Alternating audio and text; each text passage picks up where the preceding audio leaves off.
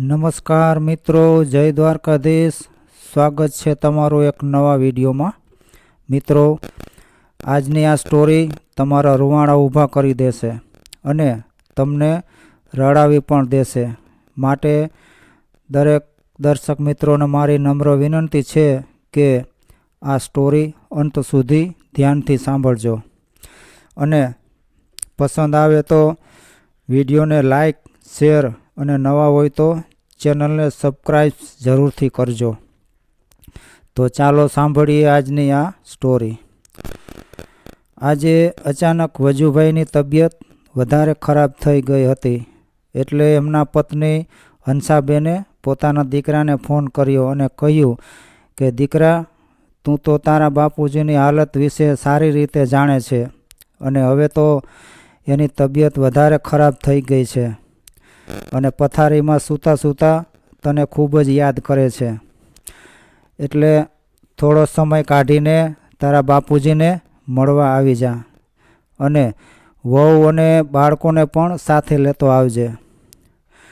એટલે દીકરાએ કહ્યું કે બા, અત્યારે મને રજા નથી મળી શકે એમ, એટલે અત્યારે મારું ત્યાં આવવું મુશ્કેલ છે, પરંતુ થોડા દિવસો બાદ સમય કાઢીને આવી જઈશ. દીકરાનો આવો બાંડો જવાબ સાંભળીને હંસાબેન નિરાશ થઈ ગયા અને એનો ચહેરો જોઈને વજુભાઈના ચહેરા પર પણ નિરાશા આવી ગઈ. એની આંખોમાંથી આંસુ ટપકવા લાગ્યા. ઘણા લાંબા સમયથી એક ગંભીર બીમારીથી પીડિત હતા. પથારીમાં સૂતા સૂતા પોતાની જિંદગીના અંતિમ દિવસો જેમ તેમ કરીને પસાર કરી રહ્યા હતા. હંસાબેન અને વજુભાઈ પોતાના દીકરા અને વહુથી દૂર પોતાના ગામમાં જૂના ઘરમાં રહેતા હતા. તેનો દીકરો રસિક શહેરમાં નોકરી કરતો હતો. લગ્ન બાદ દીકરો શહેરમાં જઈને સ્થાયી થઈ ગયો હતો અને ત્યાં પોતાની પત્ની અને 2 બાળકો સાથે રહે છે. અને ગામના ઘરમાં ફક્ત બા બાપુજી 2 જણા જ રહેતા હતા. વજુભાઈને ગામમાં જ ખેતીની જમીન હતી અને જમીનની આવકથી પોતાના ઘરનું ગુજરાન ચલાવતા હતા અને પોતાના એકના એક દીકરાને ભણાવી ગણાવીને એ મુકામ સુધી પહોંચાડ્યો હતો કે તે આજે ગર્વથી પોતાનું માથું ઊંચું કરીને જીવી રહ્યો છે. પોતાના પરિવારને એક સારું જીવન આપવા માટે વજુભાઈએ પોતાનું આખું જીવન કઠોર મહેનત કરવામાં વિતાવી દીધું, પરંતુ ઉંમરની સાથે એમના શરીરમાં શક્તિ પણ ઓછી થવા લાગી, જેના કારણે વજુભાઈ ખેતીનું કામ નહોતા કરી શકતા. એટલે પોતાની જમીન બીજાને વાવવા આપી દીધી હતી. પરંતુ સમયની સાથે સાથે એની તબિયત વધારે બગડી ગઈ અને ખબર પડી કે એને એક ગંભીર બીમારી છે અને એની બીમારીના ઈલાજમાં એની બધી જ બચત વપરાઈ ગઈ. એટલું જ નહીં, એનું ખેતર પણ વેચાઈ ગયું. હવે તો બસ વારસામાં મળેલું એક જૂનું મકાન વધ્યું હતું. પહેલાં તો એનો દીકરો જમીનમાંથી આવેલી રકમ મેળવવા માટે કમસે કમ વર્ષમાં 1-2 વાર જરૂર આવતો, પરંતુ જ્યારથી એની જમીન વેચાઈ ગઈ ત્યારથી એના દીકરાને માતા પિતા પાસે આવવાનું તો દૂર રહ્યું, પરંતુ એને ફોન કરવાનું પણ બંધ કરી દીધું હતું. જોકે એની વહુના દિલમાં માતા પિતા પ્રત્યે સહાનુભૂતિ હતી અને ક્યારેક ક્યારેક માતા પિતાના હાલ હવાલ પૂછવા ફોન કરતી. ઘણીવાર હંસાબેન પોતાના દીકરાને ફોન કરીને ગામડે આવવાનું કહેતી, પરંતુ દીકરાનો હંમેશા એક જ જવાબ હતો કે હું અત્યારે કામમાં વ્યસ્ત છું, પછી આવીશ. આજે વજુભાઈએ હંસાબેનને અચાનક કહ્યું કે આજે મને ગભરામણ થઈ રહ્યું છે. એટલે હંસાબેન તરત લીંબુ શરબત બનાવીને લાવ્યા, પરંતુ આવીને જોયું તો વજુભાઈ બેભાન હાલતમાં સૂતા હતા. એમની આંખો અને મોઢું ખુલ્લું રહી ગયું હતું.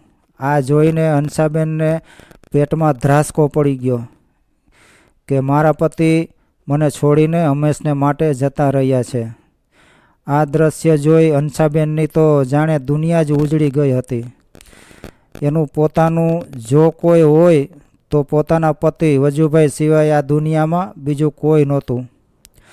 દીકરાને તો પિતાના અંતિમ સંસ્કારમાં આવવાનો પણ સમય નહોતો.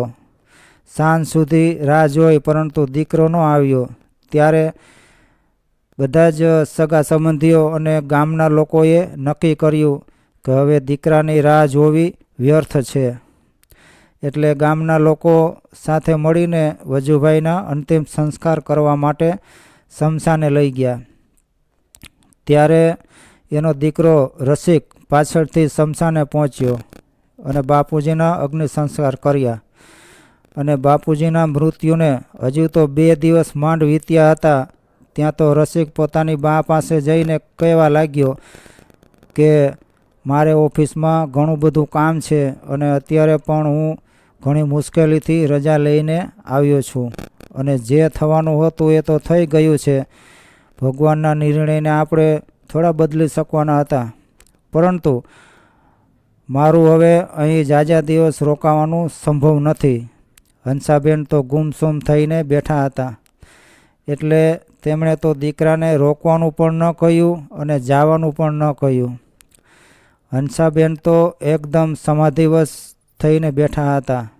પરંતુ ગામના લોકો અને સંબંધીઓ ઘરે બેઠા હતા. એટલે આ લોકોને રસિકની આવી વાહિયાત વાતો સાંભળીને અચરજ થવા લાગી અને ગામના લોકોના કહેવાથી દીકરાને ત્યાં જ રોકાવું પડ્યું. બાપુજીનું 12મું કર્યા પછી દીકરો જ્યારે ગામડેથી શહેર જવા માટે રવાના થયો ત્યારે ગામના સરપંચે એને રોકીને કહ્યું કે દીકરા, તારી આ વૃદ્ધમાનો એકમાત્ર તું જ સહારો છો અને તારા સિવાય હવે આ દુનિયામાં એનું કોઈ નથી. અને તું જો તારી માને આવી હાલતમાં છોડીને જતો રહીશ તો એને કોણ સંભાળશે, એની કોણ દેખભાળ કરશે? એટલે તું તારી માને પણ તારી સાથે લઈ જા. એ તમારી સાથે રહેશે તો કમસે કમ એનો સમય તો પસાર થશે અને અહીં ઘરમાં એકલા કેવી રીતે રહી શકશે? ગામના સરપંચની વાત હંસાબેનની વહુને પણ સારી લાગી, પરંતુ વહુ પોતાના પતિના સ્વભાવને સારી રીતે જાણતી હતી, જેના કારણે કંઈ બોલી ન શકી. અને સરપંચની વાત સાંભળીને રસિક કહેવા લાગ્યો કે મારી મા માટે ગામનું વાતાવરણ સારું રહેશે અને આમ પણ શહેરમાં મારું ઘર એટલું બધું મોટું પણ નથી કે હું મારી માને મારી સાથે રાખી શકું. ત્યારે સરપંચે કહ્યું કે દીકરા, તું એ નથી જાણતો કે તારી માએ એના જીવનમાંથી શું ખોયું છે. તારા બાપુજી આ ઉંમરમાં પણ તારી માનું ખૂબ ધ્યાન રાખતા હતા અને હવે જ્યારે આ ઉંમરમાં એને તારા સહારાની વધારે જરૂર છે ત્યારે તું તારી માને તારી સાથે રાખવા પણ નથી માગતો. ઠીક છે, કદાચ તને તારી માને તારી સાથે રાખવામાં તકલીફ હોય તો અહીં ગ્રામ પંચાયત તારી માનું ધ્યાન રાખશે, પરંતુ તું એટલું યાદ રાખજે કે તને તારા પિતાના મકાનમાંથી કોઈ હિસ્સો નહીં મળે. સરપંચની વાત સાંભળીને રસિક હેબતાઈ ગયો અને પોતાની માને પોતાની સાથે લઈ જવા માટે તૈયાર થયો. હંસાબેન એક ખૂબ મોટી માનસિક યાતનામાંથી ગુજરી રહ્યા હતા. એની વહુ તો એની સાસુને સાથે રાખવા માગતી હતી, પરંતુ એના દીકરાને આ વાતથી કોઈ મતલબ નહોતો. એ તો સરપંચ દ્વારા પ્રેશર કરવાના કારણે પોતાની માને સાથે લઈ જવા માટે રાજી થયો હતો. બાકી અંદરથી એને પોતાની મા પ્રત્યે જરાય પ્રેમ કે ભાવ નહોતો. હું મારી માને મારી સાથે રાખું. રસિક ખૂબ જ મતલબી અને લાલચુ છોકરો હતો અને એ તો સંબંધોમાં પણ પોતાનો મતલબ અને સ્વાર્થ શોધ્યા કરતો હતો. અને એની આ વાત એની પત્નીને જરાય પસંદ નહોતી. હવે રસિક પોતાની માને શહેરમાં એના ઘરે લઈ તો ગયો, પરંતુ થોડા દિવસો વીત્યા ત્યાં તો મા દીકરાની આંખોમાં કણાની જેમ ખટકવા લાગી. પરંતુ એની પત્ની એક સ્ત્રીના દુઃખને સારી રીતે સમજતી હતી, કારણ કે પોતે પણ એક સ્ત્રી હતી અને એને ખબર હતી કે એક સ્ત્રીનો સહારો એનો પતિ ગુજરી જાય પછી એની કેવી દશા થાય છે. પરંતુ સાથે સાથે એ એના પતિને પણ જાણતી હતી કે મારો પતિ કેટલો સ્વાર્થી અને લાલચુ વ્યક્તિ છે. પૈસા માટે એ કોઈ પણ હદ સુધી જઈ શકે છે. એટલે વહુ ચૂપ રહેવા માટે લાચાર હતી. હંસાબેન દીકરાના ઘરે આવ્યા એટલે 1 મહિનો થઈ ગયો અને હવે જ્યારે રસિક એ આ મહિનાના ખર્ચનો હિસાબ માગ્યો એટલે એના હોંશ ઉડી ગયા અને લાઇટ બિલ હાથમાં લઈને ગુસ્સો કરતો કરતો એની પત્ની પાસે આવ્યો અને કહેવા લાગ્યો કે તું આખો દિવસ ઘરમાં શું કરે છે? ઘરમાં એસી લગાવ્યું છે તો શું આખો દિવસ તું એસીની જ હવા ખાતી રહે છે? જો તો ખરી કેટલું બધું લાઇટ બિલ આવ્યું છે અને ઘરના રાશનનો પણ કેટલો બધો ખર્ચો વધી ગયો છે. દર મહિનાના કરતાં આ મહિને 2000 રૂપિયા ખર્ચો વધી ગયો છે. ત્યારે એની પત્ની બોલી કે તમે આટલું જોર જોરથી શા માટે બોલી રહ્યા છો? પહેલાં ખર્ચો નહોતો વધતો અને બા ગામડેથી આવ્યા એટલે ખર્ચો વધી ગયો. આટલી બધી કંજુસાઈ કરવી એ સારી વાત નથી અને આમાંથી 1500 રૂપિયા તો ગામડે આવવા જવામાં ખર્ચો થઈ ગયો હતો. અને તમે કાન ખોલીને સાંભળી લ્યો કે આ તમારી માં છે ને એ હવે આપણી સાથે જ રહેશે. આપણે જ એનું બધું ધ્યાન રાખવું પડશે. તમે તો ઘરમાં થોડો ખર્ચો વધી ગયો ત્યાં તો જોર જોરથી બરાડા પાડવા લાગ્યા. હંસાબેન આ બધી વાતો સાંભળી રહ્યા હતા. એની માનસિક સ્થિતિ તો પહેલેથી જ હાલકડોલક થયેલી જ હતી અને ઉપરથી એના દીકરાની આવી મતલબી વાતો એના સ્વાર્થ પર પણ ખરાબ અસર કરતી હતી. હવે વધતા જતા ખર્ચાને લઈને વહુ સાથે ઝઘડો કરવાનું દીકરાનું રોજનું કામ બની ગયું હતું. જેનું પરિણામ એ આવ્યું કે હંસાબેનની તબિયત રોજ રોજ બગડી રહી હતી. આમ તો વહુ પોતાની સાસુનું પૂરેપૂરું ધ્યાન રાખતી હતી, પરંતુ દીકરાને ફક્ત એના પૈસાની જ પડી હતી. પોતાની સાસુમાની બગડતી તબિયતને જોઈને એક દિવસ રસિકને કહ્યું કે બાની તબિયત હવે રોજથી રોજ વધારે બગડતી જાય છે, માટે એને કોઈ સારા ડૉક્ટર પાસે લઈ જાવ. એટલે રસિકે પહેલાં તો ના પાડી દીધી, પરંતુ પત્નીએ ફરીવાર ભારપૂર્વક કહ્યું ત્યારે રસિક માંડ પોતાની માને ડૉક્ટર પાસે લઈ ગયો અને દવા લઈને ઘરે આવ્યો. ઘરે આવતા વેત રસિકે દવાનો ડાઇનિંગ ટેબલ પર ઘા કરતા ગુસ્સેથી એની પત્નીને કહેવા લાગ્યો કે બસ હવે બહુ થઈ ગયું છે. આનાથી વધારે બાને આપણી સાથે નહીં રાખી શકું. બાને સાચવવી હવે મારા માટે મુશ્કેલ થઈ ગયું છે. હવે હું એને ગામડે મૂકવા જઈ રહ્યો છું. આટલું કહેતાની સાથે વહુ રૂમમાંથી દોડીને બહાર આવી અને કહેવા લાગી કે બાને મૂકવા જઈ રહ્યા છો એટલે શું? એનો મતલબ શું છે? ક્યાં મૂકીને આવશો અને કોની પાસે મૂકીને આવશો?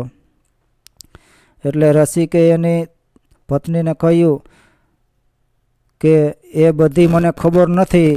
હું તો બસ એટલું જ જાણું છું કે હવે આ બધું વધારે મારાથી સહન નથી થતું અને દરેક વાતની એક હદ હોય છે. જો તને ખબર છે કે બાની દવાઓ કેટલી બધી મોંઘી છે અને આટલા ખર્ચામાં તો આપણો આખો મહિનો નીકળી જાય અને આવી રીતે હું ખર્ચો કરતો રહીશ તો એક દિવસ હું સડક પર આવી જઈશ. એનાથી તો સારું છે કે હું બાને ક્યાંક મૂકી આવું. ત્યારે વહુએ કહ્યું કે આ તમે કેવી વાહિયાત વાતો કરી રહ્યા છો? તમે ગમે તેમ તો એ તમારી માં છે, એને તમે સડક પર મૂકવાની વાત કરી રહ્યા છો? તમારી બુદ્ધિ ભ્રષ્ટો નથી થઈ ગઈ ને? તમારી અંદર આવો વિચાર આવ્યો કેવી રીતે? પરંતુ હું આવું ક્યારે પણ નહીં થવા દઉં.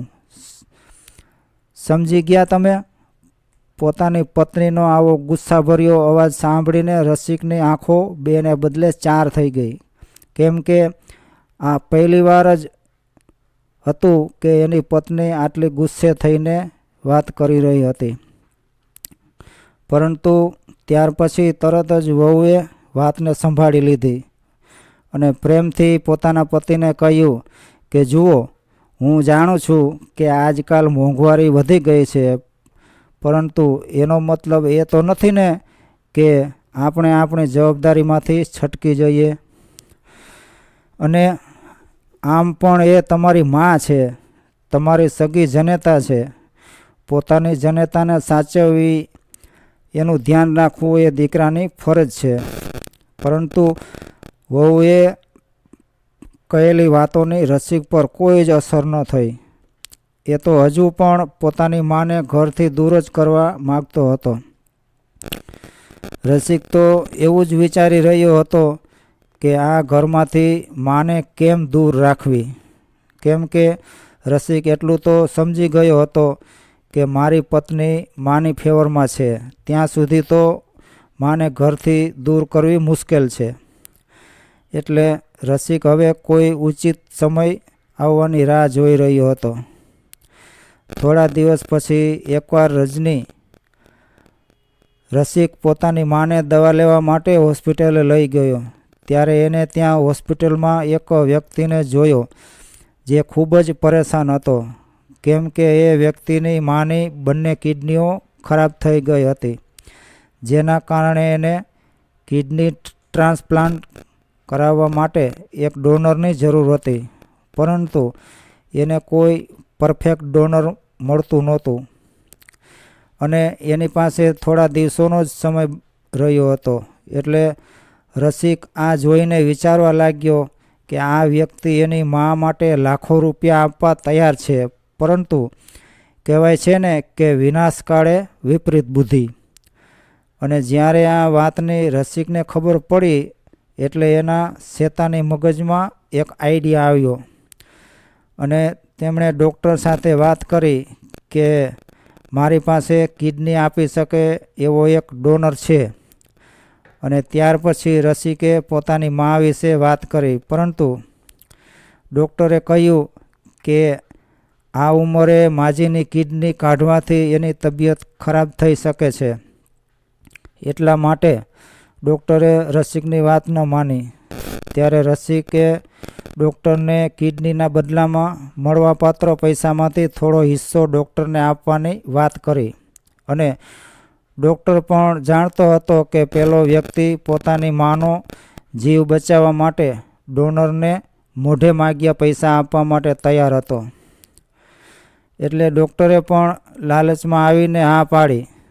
આ બાજુ હંસાબેન પોતાની બીમારીના કારણે પહેલાંથી જ બેસુધ હતા.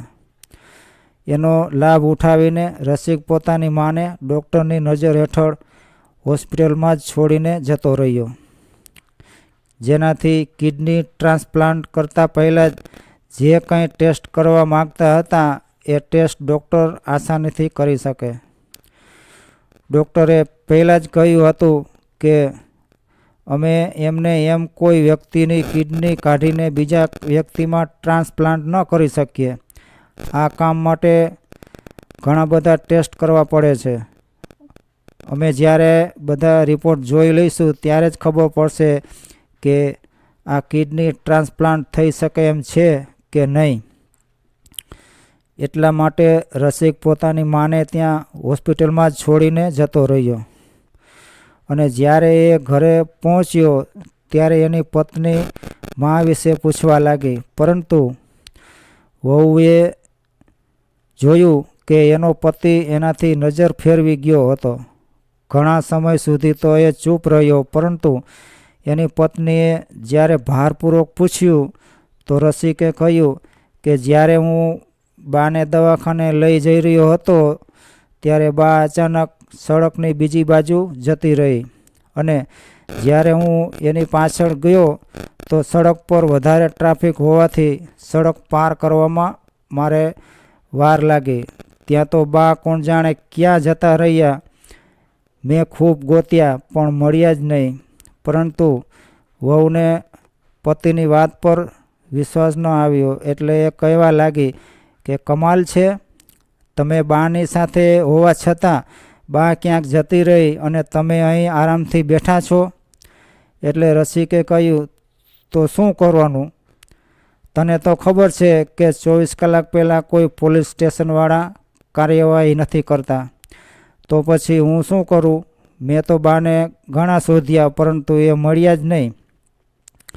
રસિકની આવી વાહિયાત વાતો સાંભળીને વહુએ સમયે તો ચૂપ રહી, પરંતુ વહુ આ વાત માનવા તૈયાર નહોતી. એટલે વહુ પોતે પોતાની સાસુમાને શોધવા માટે ઘરેથી નીકળી ગઈ અને સાસુમાને ગોતતા ગોતતા રાત પડી ગઈ, પરંતુ સાસુમાનો કોઈ પત્તો લાગ્યો નહીં. હવે વહુ પણ 24 કલાક વીતવાની રાહ જોવા લાગી હતી. પરંતુ જ્યારે બીજા દિવસની સવાર થઈ એટલે વહુએ જોઈને વિસ્મય પામી ગઈ કે રસિક જલ્દી ઉઠીને તૈયાર થઈ ગયો અને ઘરેથી નીકળી ગયો. ત્યાર પછી રસિક હોસ્પિટલે ગયો અને ડૉક્ટર સાથે થોડીવાર વાતચીત કરતાં ડૉક્ટરે જણાવ્યું કે હંસાબેનની કિડની આ વ્યક્તિની મા સાથે મેચ થઈ ગઈ છે. આ સાંભળીને રસિક તો ખૂબ જ ખુશ થઈ ગયો. એ તો મનમાં એવું વિચારવા લાગ્યો કે મારી માટે તો લોટરી લાગી ગઈ. રસિકને તો પૈસાનો ઢગલો દેખાવા લાગ્યો અને ત્યારબાદ ડૉક્ટરે કહ્યું કે પેલો વ્યક્તિ તમારી માની કિડનીના બદલામાં 1 કરોડ રૂપિયા આપવા માટે તૈયાર છે. ત્યારે રસિકને પૈસાની વધારે લાલચ જાગી અને ડૉક્ટરને સ્પષ્ટ શબ્દોમાં જણાવી દીધું કે હું મારી માના જીવને આટલા ઓછા રૂપિયા માટે દાવ પર ન લગાવી શકું. માના જીવને કોઈ આટલી ઓછી કિંમતમાં આપે ખરા?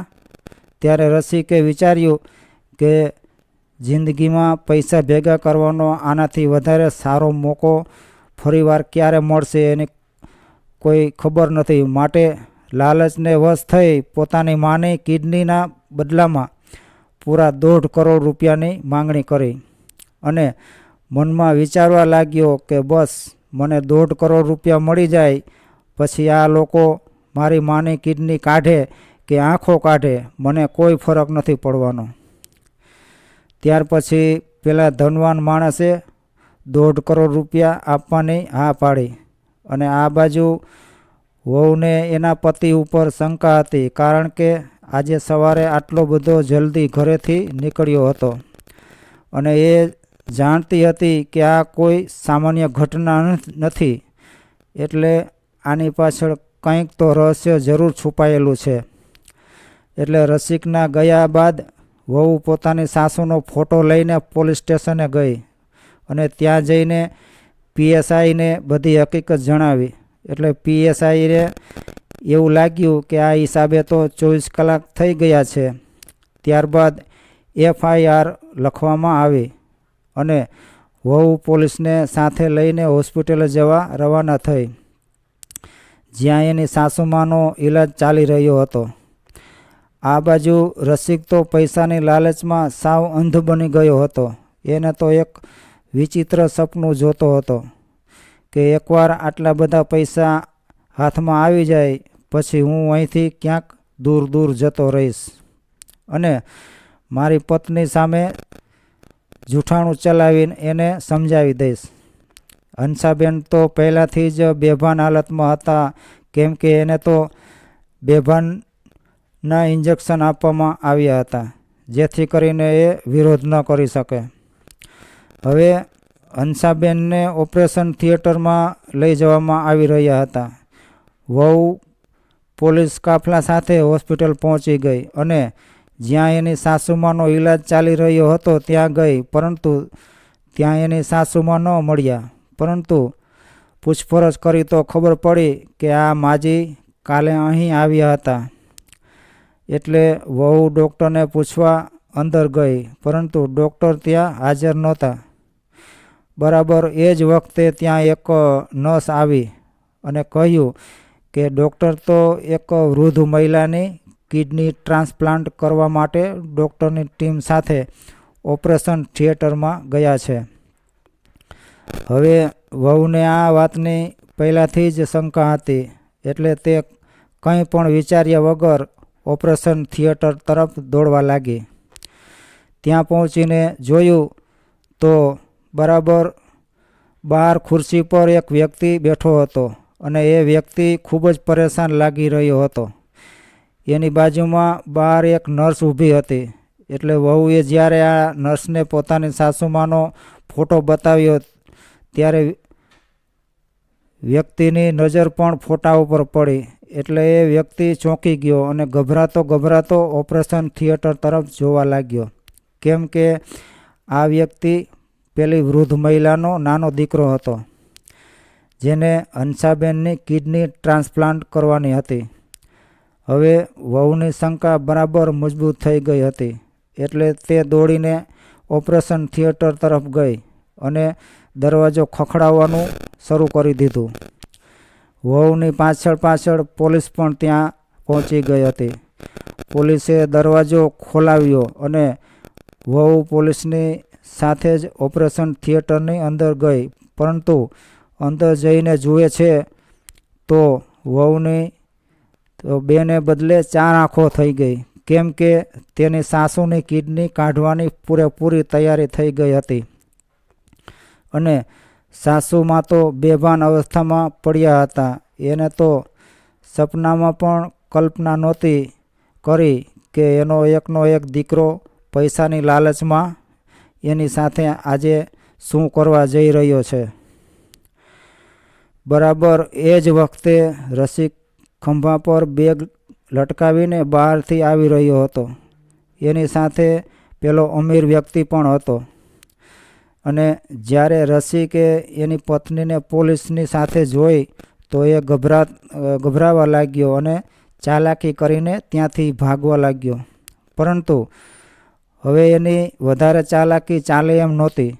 એટલે તરત જ પોલીસ કર્મચારીઓએ એને પકડી લીધો અને એની સાથે ઓપરેશન કરવા વાળા ડૉક્ટર અને પેલા અમીર વ્યક્તિને પણ પકડી લીધા, કે જેમણે આટલા બધા પૈસા રસિકને આપીને એની માની કિડની ખરીદી હતી. પોલીસ બધા આરોપીઓનો પોલીસ સ્ટેશને લઈ ગઈ. ત્યાં ગયા પછી રસિકને સારી રીતે મેથી પાક ચખાડવામાં આવ્યો. ત્યારે એને પોપટની જેમ બધું સાચું કહી દીધું કે કેવી રીતે પૈસાની લાલચમાં આવીને મને જન્મ આપનારી મારી સગી જનતાને મેં વેચી દીધી હતી. પૂછપરછ બાદ એ સ્પષ્ટ થઈ ગયું હતું કે પેલી અમીર વ્યક્તિનો આ બાબતે કોઈ દોષ નહોતો, કેમ કે એને તો એ પણ ખબર નહોતી કે કિડની દાતાને પોતાની કિડની આપવા બાબતે મંજૂરી પણ નથી લેવામાં આવી, કેમ કે ડૉક્ટરે એને પૂરી રીતે વિશ્વાસમાં લઈ લીધા હતા. ત્યારબાદ વહુ પોતાની સાસુમાને ત્યાંથી લઈને બહાર આવી અને સાસુમાને ભાનમાં આવવાની રાહ જોવા લાગી. જ્યારે બેભાન હંસાબેન ભાનમાં આવ્યા ત્યારે વહુને ગળે લગાવીને ધ્રુસકે રડવા લાગ્યા. હંસાબેન હજુ સુધી પૂરી રીતે સભાન નહોતા થયા, પરંતુ તેઓ એટલું ચોક્કસ સમજી ગયા હતા કે મારી વહુ ખૂબ જ દુઃખી અને પરેશાન છે. એટલે તેને આશ્વાસન આપતા કહેવા લાગ્યા કે દીકરી, ચૂપ થઈ જા, સૌ સારાવાના થઈ જશે. દ્વારકાધીશ બધું સારું કરશે. ત્યાર પછી વહુ સાસુમાને લઈને ઘરે આવી અને એની ખૂબ સારી રીતે સાર સંભાળ રાખવા લાગી. હવે હંસાબેનની તબિયત સારી થવા લાગી હતી, પરંતુ ફરી એના મનમાં એક જ વિચાર આવી રહ્યો હતો કે મારો દીકરો રસિક ક્યાં હશે. જ્યારે હંસાબેને પોતાના દીકરા વિશે વહુને પૂછ્યું ત્યારે વહુ પણ સાસુમા સામે આ બધી વાતો છુપાવી ન શકી અને હોસ્પિટલમાં બનેલી બધી જ ઘટના સાસુમાને જણાવી દીધી. હવે હંસાબેન આવી વાતો સાંભળીને ખૂબ જ દુઃખી ચહેરે વિચારવા લાગ્યા કે આવી રીતે શું કમી રાખી હતી અમે અમારા દીકરાના ઉછેરમાં કે મારો દીકરો આજે આવા અધોગતિના રસ્તે ચાલી નીકળ્યો? ત્યારે વહુ સામે જોઈને એના આત્માને થોડી શાંતિ મળતી હતી, કેમ કે કોર્ટમાં ચાલતા રસિકને અને ડૉક્ટરને 3 વર્ષની સજા મળી હતી. ધીરે ધીરે સમય વીતવા લાગ્યો અને જૂની યાદો ભૂસાવા લાગી હતી અને હંસાબેનનું સ્વાસ્થ્ય પણ હવે સારું રહેવા લાગ્યું હતું અને તેઓ ધીરે ધીરે સાજા થઈ રહ્યા હતા. વહુ પોતાની સાસુમાને આવી હાલતમાં છોડીને બહાર જોબ કરવા જવાની તેની ઈચ્છા ન હતી. તેથી ઘરમાં જ રહીને ઓનલાઈન જોબ શરૂ કરી, જેનાથી ઘરનું ગુજરાન ચાલી શકે. હવે તો હંસાબેન પણ પૂરી રીતે સ્વસ્થ થઈ ગયા અને 3 વર્ષ પછી જ્યારે રસિક ઘરે પાછો આવ્યો ત્યારે એ પહેલાં જેવો રસિક નહોતો. 3 વર્ષનો જેલવાસ ભોગવતા એની અંદર ઘણું બધું પરિવર્તન આવી ગયું હતું. દીકરાના ચહેરા પર ભારોભાર અફસોસનો ભાવ દેખાતો હતો અને દિલમાં પોતાની જનતા પ્રત્યે પ્રેમની સરવાણી ફૂટી હતી. માએ પણ મોટું મન રાખીને દીકરાએ કરેલા અપરાધની માફી આપી દીધી. હવે ઘરના બધા લોકો સુખ અને શાંતિથી રહેવા લાગ્યા. તો મિત્રો, આવી હતી એક કમનસીબ માની કહાની. મિત્રો, આ વિડીયો તમને ગમ્યો હોય તો લાઈક કરો, શેર કરો, ચેનલને સબસ્ક્રાઈબ કરો અને તમારા ભાઈને સપોર્ટ કરો. જય દ્વારકાધીશ.